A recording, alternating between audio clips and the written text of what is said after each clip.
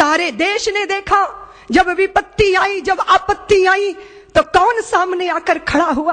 पाकिस्तान के कबायलियों ने जब कश्मीर के ऊपर आक्रमण किया, हिंदुस्तान की, भारत की सेना असहाय, ना राशन है, ना गोला, ना बारूद।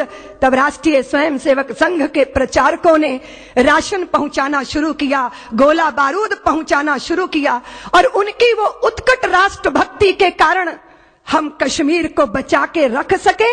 देश के पहले प्रधानमंत्री नेहरू जी को भी ये स्वीकारना पड़ा कि अगर राष्ट्रीय स्वयंसेवक संघ के स्वयं सेवकों ने अपनी सेवाएं मां भारती के चरणों में अर्पित ना की होती तो कश्मीर को बचाना मुश्किल हो गया होता। जब कभी विपत्ति आई, जब कभी आपदा आई, प्रचारक सामने दिखा।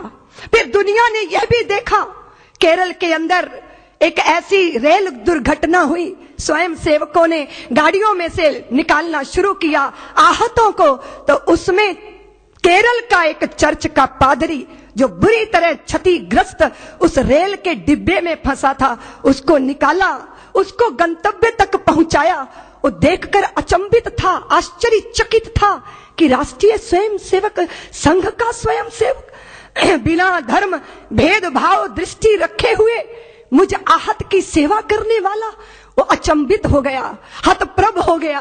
बिना भेदभाव और बिना अपने और पराये को देखे अहिर्निश बहते रहना, सेवा के लिए अपने आप को आहूत करना। लेकिन कितना बड़ा दमन चक्र आजादी के पहले और आज तक राष्ट्रीय स्वयंसेवक संघ का चलता रहा। आदरणीय नरेंद्र मोदी जी ने कहा कि नहीं जानता जगत एक प्रचारक कैसे जीता है, उसके जीवन का लक्ष्य और उसके प्रति उसका उदात्त भावना क्या है, वो जो संघ को इतना विस्तार देती है, इतने दमन के बाद भी नई ऊर्जा देती है, वो क्या है? वो शस्त्र नहीं है, वो है वैचारिक धरातल।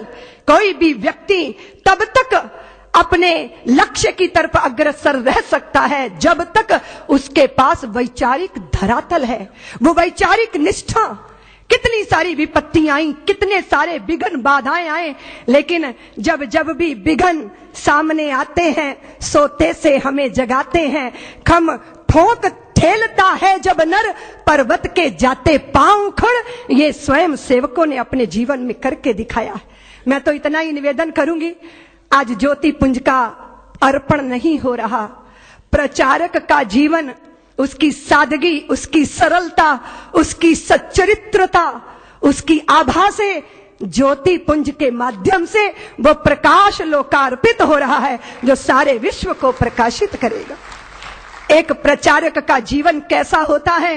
वो निजता से ऊपर उठकर कैसे व्यक्ति से व्यष्टि से समष्टि के लिए चिंतन करता है और अपने आप को आहूत करता है।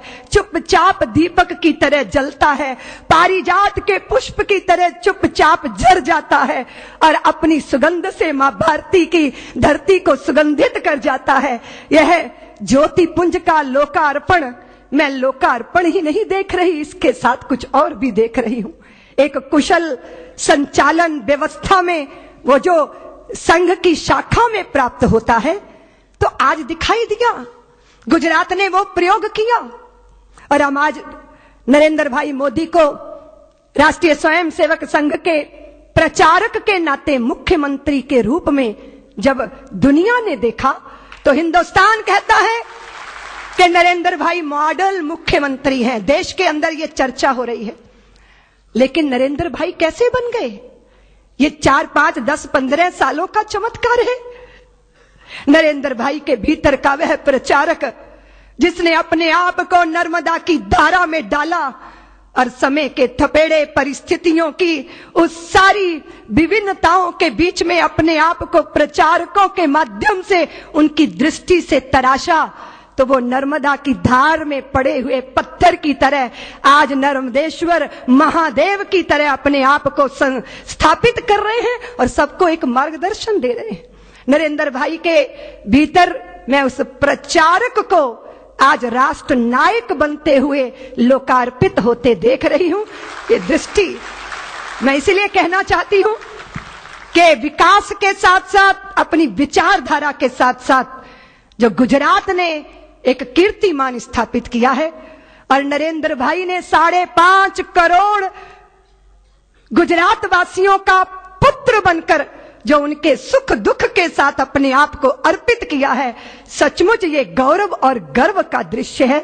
हिंदुस्तान, भारत, भारतीयता कब स्थापित होगी? जब राष्ट्रीय स्वयंसेवक संघ के बहुत सारे प्रचारक ज्योति पुंज की तरह अपने आप को आहूत करेंगे मां भारती के चरणों में, और हम देखेंगे कि देश वैभव के पद पर और अखंडता के पद पर विराजमान हो गया। देश की सीमाएं सुरक्षित हुई, हमारी अस्मिता, हमारा स्वाभिमान, हमारा भाईचारा, हमारी पहचान, सब कुछ अक्षुण्ण ये तभी होगा जब संघ के प्रचारक अपनी भूमिका को इस तरह, वो राष्ट्रीय व्यवस्थाओं का संचालन, कितनी सुंदर व्यवस्था सारी देश में आज चर्चा हो रही है। इसलिए मैं आज गुजरात के लोक नायक के इस कार्यक्रम में, पुस्तक के लोकार्पण में नहीं आई हूं। मैं राष्ट्र नायक के रूप में नरेंद्र भाई मोदी को देखती हूं, और आने वाले समय में बहुत सारी चुनौतियां हैं जिनको हमें स्वीकार करना है। आप सबके बीच में ये जो क्षण थे, बहुत ही अद्भुत, रोमांचित कर देने वाले क्षण थे। मैं हृदय में बहुत रोमांच अनुभव कर रही थी जब हमारे गायक बंधु भुजा उठा उठा के मनुष्य तू बड़ा महान है, ये पंक्तियां गा रहे थे। एक बंधु ने गीत गाया, अपने आप को पुष्प बताया, मां भारती के चरणों में अर्पित हो जाना यही चाह होती है किसी भी राष्ट्रभक्त की। उसी धारा में बहते बहते आपके बीच में आई हूं। गुजरात की धरती से मुझे बहुत प्यार है। मैं बताना चाहती हूं कि कुंभ का समय था, प्रयागराज में मैंने मुंडन करवा लिया था। 1 महीने के लिए कल्पवास करूंगी, निश्चय कर लिया था।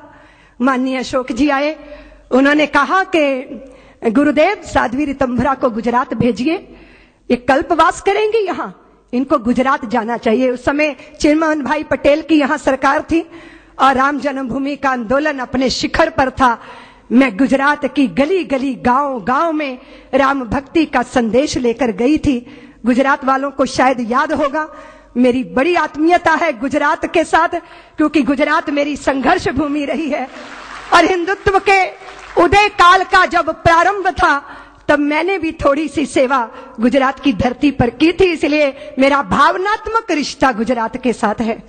और नरेंद्र भाई ने निमंत्रण दिया, आपने बुलाया, हम चले आए। आपने जिन प्रचारकों के बीच में अपना जीवन जिया, उनके बारे में लिखा है, गुजराती की लिपि में लिखा गया है। मैं सोचती हूं कि इसका हिंदी संस्करण भी निकलेगा तो निश्चित मैं भी सौभाग्य अर्जित करूंगी उसे पढ़ने के लिए। आप सबसे इतना ही निवेदन करना चाहती हूं कि समृद्धि और सफलता के साथ सारे देश के अंदर सद्भावना के वातावरण का निर्माण करने के लिए राष्ट्रीय स्वयंसेवक संघ के प्रचारक अपनी अग्रणी भूमिका निभाएंगे, और ये दृश्य मां भारती देखेगी। हम सब गौरव का अनुभव करेंगे, अपने लक्ष्य को पाएंगे। सच है कि साधना न व्यर्थ कभी जाती, चलकर ही मंजिल मिल पाती। फिर क्या बदली क्या घाम है, चलना ही अपना काम है। वाणी को विराम देती हूं। जय भारत, जय श्री राम।